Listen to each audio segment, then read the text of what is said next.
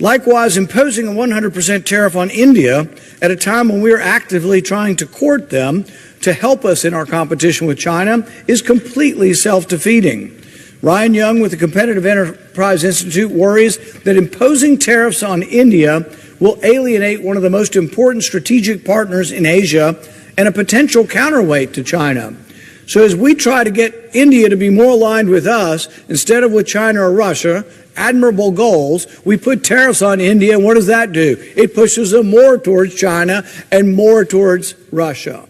So ये बात मैं जिम्मेदारी लेकर कहूंगा कि चाइना को ये जरूर मालूम है कि उसका कॉम्पिटिटर यूएसए है, और इसीलिए हम पाते हैं कि जहां जहां चाइना इन्वॉल्व है, यूएस उसके अगेंस्ट उस कंट्री में इंटरफेयर करता है। अमेरिकन सेनेटर ने कहा कि भारत पर 100% टैरिफ लगाना ऐसे समय में पूरी तरह आत्मविरोधी है, जब हम चीन के साथ अपनी प्रतिस्पर्धा में मदद करने के लिए सक्रिय रूप से भारत को अपने साथ लाने की कोशिश कर रहे हैं। रैंड पॉल की चिंता सिर्फ व्यापार तक सीमित नहीं है। उनका कहना है कि अगर अमेरिका भारत पर इतना बड़ा आर्थिक दबाव डालता है तो इसका असर दोनों देशों के रिश्तों पर पड़ेगा। अब दोस्तों, अमेरिका में एक कोर्ट है जिसका नाम है US court of international trade. ये बड़ा पावरफुल बॉडी है, US court of international trade.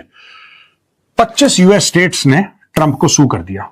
दोस्तों, 50 स्टेट हैं यूनाइटेड स्टेट्स ऑफ अमेरिका में, 50 में से 25 स्टेट्स ने लीगल एक्शन ले लिया और कोर्ट में जाकर ट्रंप के खिलाफ केस कर दिया। इसकी अमेरिका कैन नॉट कंप्लेन। वो तो only thing is Bharat is acting like a friend और समथिंग। मुझे समझ में नहीं आ रहा क्या चल रहा है वहां पे। Somewhere they have to act more independently, तब जाके बात सुधरेगी। मैं आपसे एक बात समझना चाहती हूँ आदित्य जी, वो ये कि हम देख रहे हैं कि अमेरिका जो है उसने पूरे ही विश्व में एक हंगामा मचाया हुआ। अमेरिका चीन को एशिया में चुनौती देने के लिए भारत को अपना सबसे बड़ा रणनीतिक साझेदार मानता है। रक्षा से लेकर टेक्नोलॉजी और सप्लाई चेन तक दोनों देशों का सहयोग लगातार बढ़ भी रहा है, लेकिन रूस से तेल खरीदने के मुद्दे पर दोनों देशों के हित अलग अलग नजर आ रहे हैं। अब दोस्तों, अमेरिका में एक कोर्ट है जिसका नाम है US court of international trade. ये बड़ा पावरफुल बॉडी है, US court of international trade. 25 US states ने ट्रंप को सू कर दिया। दोस्तों, 50 स्टेट हैं यूनाइटेड स्टेट्स ऑफ अमेरिका में, 50 में से 25 स्टेट्स ने लीगल एक्शन ले लिया और कोर्ट में जाकर ट्रंप के खिलाफ केस कर दिया। देखिए ना, डोनाल्ड ट्रंप ने टैरिफ लगाए। यूएस की सुप्रीम कोर्ट ने बोला कि भाई आपका अधिकार ही नहीं है, आप किस मूड में आके कर रहे हैं सब। आपका अधिकार ही नहीं है, अधिकार यूएस कांग्रेस का है, प्रेसिडेंट का अधिकार है ही नहीं। टैरिफ बढ़ाओ, टैरिफ घटाओ, लिबरेशन डे ये कर दूंगा, इसके ऊपर ये, इसका कम करो, इसका ज्यादा। भाई आप हो कौन? आप नहीं कर सकते, आपके अधिकार क्षेत्र में नहीं है ये। फिर सुप्रीम कोर्ट ने बोला कि जो तुमने करीब $150 अरब थे, वो जहां तक मुझे याद है मोटा मोटी फिगर, फिर इनको बोला, दूसरी कोर्ट ने, सुप्रीम कोर्ट ने पहला आदेश दे दिया, दूसरी कोर्ट ने बोला पैसे वापस करो, ये तुमने गलत पैसे लोगों से लिए, वापस करो। तो अब ये वापस करने की स्कीम बना रहे हैं कि कैसे वापस करें। ये गेम है कि जहां पे लेबर इस तरीके से इस्तेमाल कर रहा है, इलीगल, जैसे कोई अंडर एज है या किसी को पकड़ के स्लेव लेबर टाइप का जो होता है, ये सब अगर आप वहां से खरीदें, ठीक है। अब भारत अगर कोई चीज किसी से खरीद रहा है, इसका मतलब ये नहीं कि भारत के अंदर ये स्लेव लेबर हो रहा है, नहीं। इसका मतलब ये है कि भारत किसी थर्ड पार्टी से कुछ चीज खरीद रहा है, इंपोर्ट कर रहा है कोई चीज, उसकी फैक्ट्री में क्या हाल है, उसके चलते हुए अगर वो फैक्ट्री में कोई इस टाइप का गलत किस्म का लेबर इस्तेमाल कर रहा है जो कि ह्यूमन राइट्स के खिलाफ है, तो फिर भारत को ज्यादा टैरिफ देने पड़ेंगे। यानी कि फिर भारत जाएगा वहां पे, चेक करेगा तुम्हारी फैक्ट्री में, डेली अटेंडेंस लेगा। इट्स इम्पॉसिबल फॉर इंडिया और एनी अदर कंट्री। कोई भी मुल्क ऐसे मॉनिटर नहीं कर सकता। आप टर्म्स एंड कंडीशंस डाल सकते हैं कि साहब आपके देश में ये नहीं होगा, ये नहीं होगा। पीठ पीछे फैक्ट्री में कौन है, क्या है, nobody knows. How can you verify all the time? You can't verify all the time यार, आप नहीं कर सकते। पर डोनाल्ड ट्रंप ने बोला कि मैं तुम्हारे ऊपर टैरिफ। अब स्टेट ने बोला है कि भाई ये प्रेसिडेंशियल अथॉरिटी को एक्सीड करने वाली बात है। ये जो 25 स्टेट हैं ये कह रहे हैं कि भाई आपकी अथॉरिटी है ही नहीं, आप कर ही नहीं सकते। आपको ये अनुमति किसने दी, परमिशन किसने दी ये सब करने के लिए? You have to take permission from Congress. You can't do it, आप नहीं कर सकते, आपके अधिकार क्षेत्र में है ही नहीं, आपने गलत काम किया है।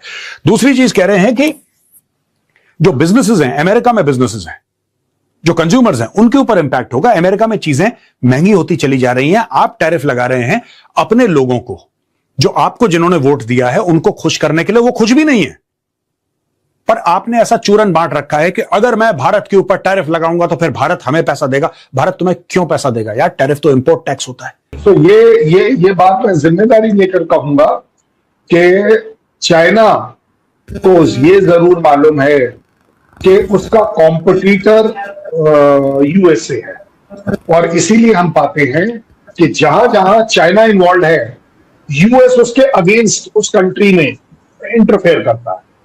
अदरवाइज आप बताइए, तेल जा रहा था अच्छा खासा, सैंक्शंस लगे हुए थे, आज की तारीख में आप देख रहे हैं कि यूएस और चाइना कहने के लिए तो प्रेसिडेंट मिलेंगे ही, दोनों प्रेसिडेंट अगर इतने कट्टर दुश्मन हैं तो वो क्यों मिलेंगे? सेम एनालॉजी में अपने साथ लेता हूं, मेरे और चाइना के बीच में कट्टर दुश्मनी नहीं है। We are not, we have our problems, we have a border, उस बॉर्डर को हम रिजॉल्व नहीं कर पाए क्योंकि चाइना करना नहीं चाहता है। हमने हमेशा कहा है कि आप अपने मैप्स दीजिए, आपका क्या परसेप्शन है बॉर्डर का और हमारा क्या है, बैठकर बात कर लेते हैं, लेकिन दे डोंट स्पेसिफाई। इसीलिए आप पाते हैं कि बॉर्डर्स पर red line, blue line, grey line, black line, yellow line, पता नहीं कितनी लाइन बना रखी है, और किसी भी लाइन को कभी भी कैसे भी इंटरप्रेट किया जा सकता है। मैं उसका चश्मदीद गवाह हूं। एक पर्टिकुलर एरिया में जो सो कॉल्ड लाइन थी, अब अपने जोश में मैंने कहा किसकी लाइन, कौन सी लाइन, मुझे तो कहीं लाइन नहीं दिख रही, जमीन पर देखा कोई लाइन थोड़ी लगी हुई है। These are all imaginary lines. जैसे अभी अभी आपने बोला मैकमोहन लाइन बोल लीजिए, या आपकी किसी और कंट्री के साथ जो लाइन है जिसको वो कंट्री नहीं मानता, these are all imaginary line. Line तो मेरे और आपके बीच में है, जहां हमने बॉर्डर फेंसिंग लगा ली, बिल्कुल, जहां हमने बॉर्डर पिलर्स लगा ली, तो वहां मैं मान जाऊंगा, लेकिन बाकी जगहों पर ऐसा नहीं है। This hardly anything. उस 15,000 18,000 फीट पर कौन सी लाइन लगा रहा है कोई? So as far as I am concern, US और चाइना उन समझदार कंट्रीज में से है, मोनोपोली वाले कंट्रीज से है, जिसको मैं कहता हूं they are good at this dirty game, कि वो उनकी लड़ाई किसी और से लड़वाते और इसमें उनको महारता है। वो बड़े माहिर हैं इस चीज में कि दूसरों को लड़वा लीजिए और अपना उल्लू सीधा कर लीजिए। क्योंकि अगर आप ऑयल ही देखें, अगर ईरान और गल्फ का ऑयल नहीं जाता है तो किसका ऑयल बिकेगा? ऑब्वियस बात है, वेनेजुएला का बिकेगा। वेनेजुएला का ऑयल कौन बेच रहा है? यूएस बेच रहा है। और उसका प्रूफ ये है कि ट्रम्प साहब ने तो डिक्लेयर भी किया था कि I am the ad hoc president of Venezuela. तो दैट मींस बड़ी सीधी सी बात। लेकिन सर इस रीजन के लिए जिसमें हमारी एक कंट्री है, आपकी है, और ईरान है या चाइना भी है, इसमें भारत और चाइना की दरमियान टेंशन ना हो, ये कितना इंपॉर्टेंट है? क्योंकि आप लोगों के बीच में जो टेंशन रहती है, आप लोग की चले ठीक है गोली नहीं चलती, लेकिन बहरहाल लड़ाई तो रहती है। और इसी तरीके से ईरान में भी जब तक पीस नहीं होगा, इस रीजन में पीस नहीं आ सकता। वो तो आपको पता ही है कि किस तरीके से बिहेव करता है ईरान अगर उसके ऊपर अटैक हो।